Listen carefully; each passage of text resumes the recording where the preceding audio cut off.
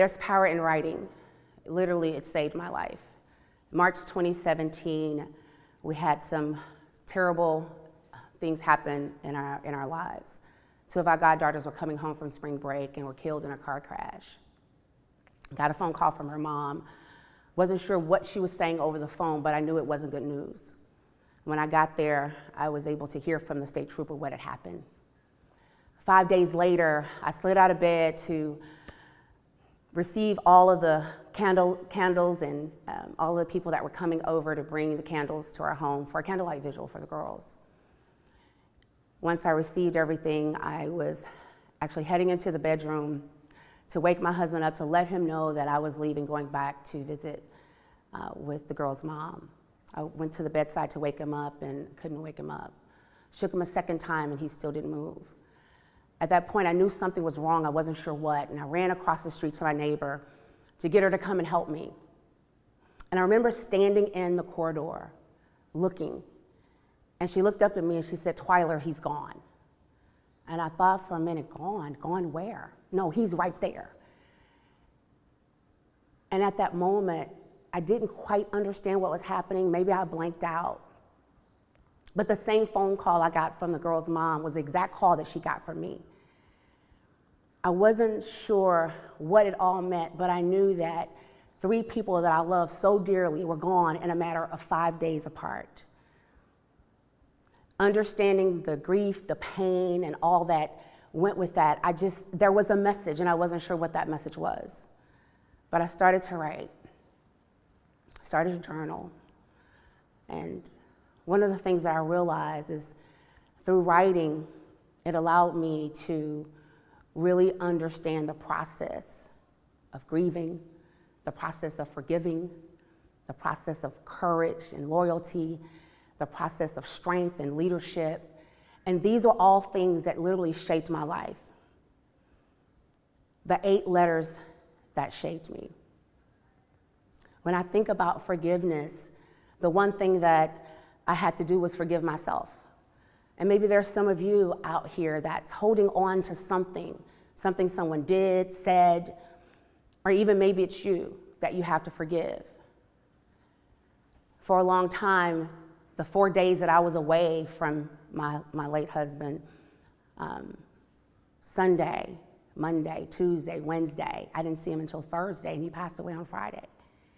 And so I had to realize that it wasn't anything that I had done wrong, it wasn't anything that I had missed, that basically it was just God's will, something that was supposed to happen.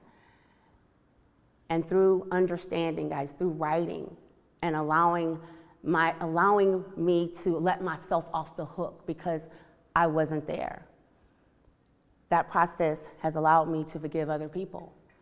So many people have wronged me, stabbed me in the back, and said things that weren't true, and I've always been the bigger person. But I can tell you that happened through the act of forgiving myself for not being there, that I thought that I should be there when Erwin passed away. When I think about courage, so many people say, well, Twiler, how were you able?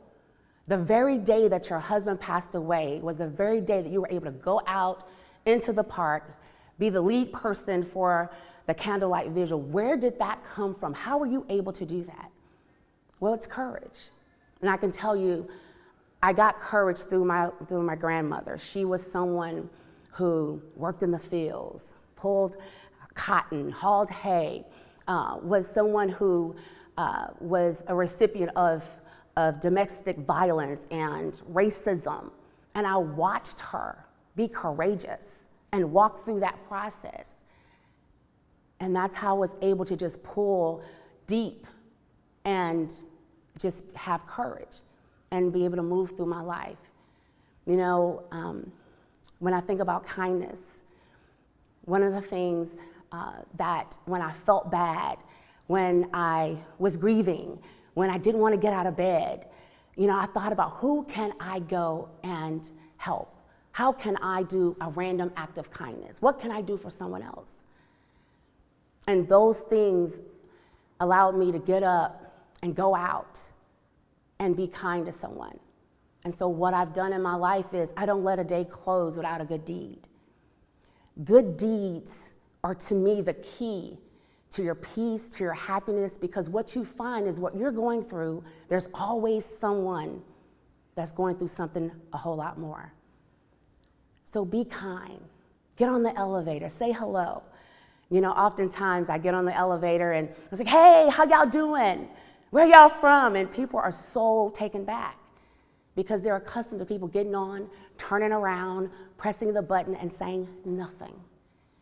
But sometimes your kindness can be the only kindness that someone will see.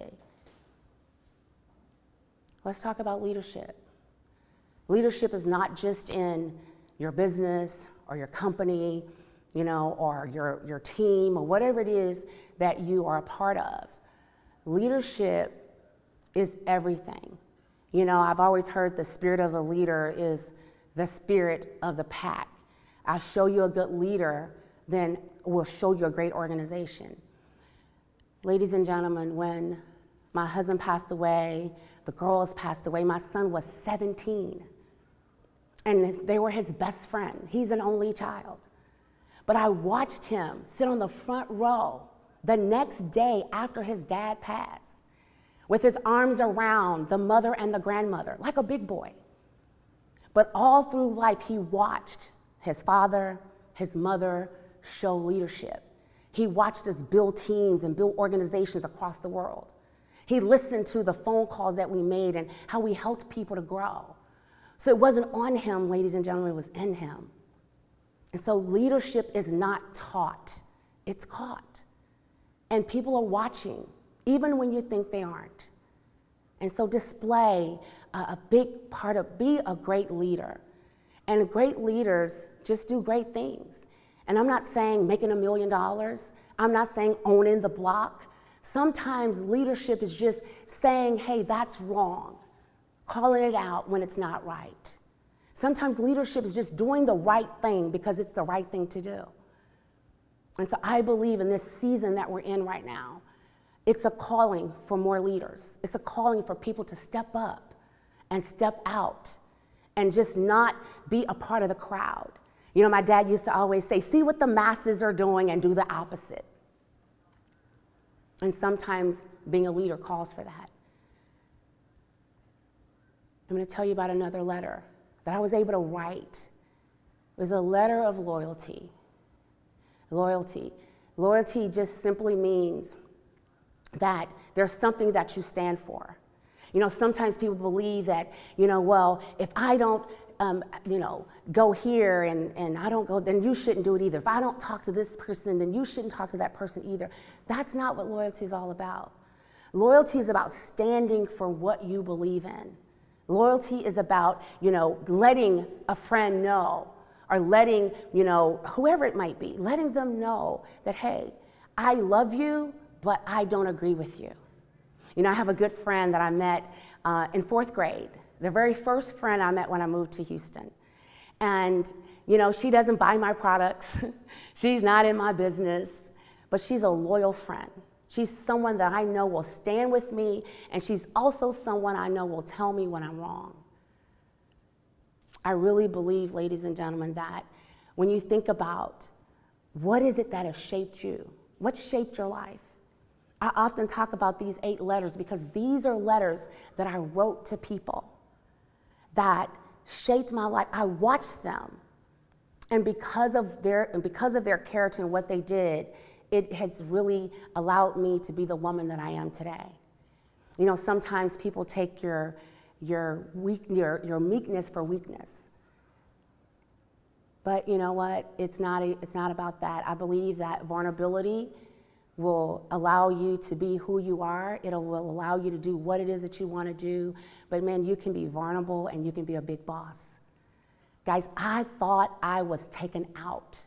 To have that much pain in my body and that much disappointment all in 1 week, I thought that I was out of here.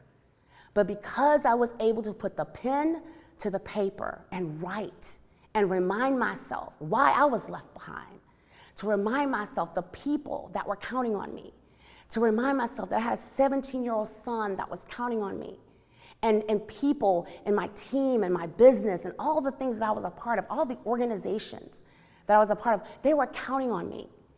I was in leadership positions in various organizations. And so I knew that there was a reason that I needed to thrive and not just survive. There was a reason that all of the personal development that I had gone through over the years, all of the training and the workshops that I had attended, now it was time. Now was the time for me to pull all of that I'd learned and put it into practice. And that's what I did. I put it all into practice. And ladies and gentlemen, because of that, because I was able to write, and I remember, I don't know if it was my English teacher or who it was, but I remember somebody saying that there is power in writing, that writing engages the subconscious mind. And the more I wrote, the stronger I became. Because, I was able to write whatever I needed to write. I'm so happy and grateful now that I am full of peace and happiness. I am so happy and grateful now that I am healed. I am so happy and grateful now that I'm going to win. And let me just tell you what's happened. Let me fast forward for you a little bit. Just opened a brand new headquarters in Houston, Texas. We're one of the one or maybe two women-owned businesses, label owners, record label owners, We've just signed to a major record deal. We've been able to build organizations across the world, help people earn hundreds of thousands of dollars and some even millions of dollars. We've been able to write 2 books. We're on our 3rd one.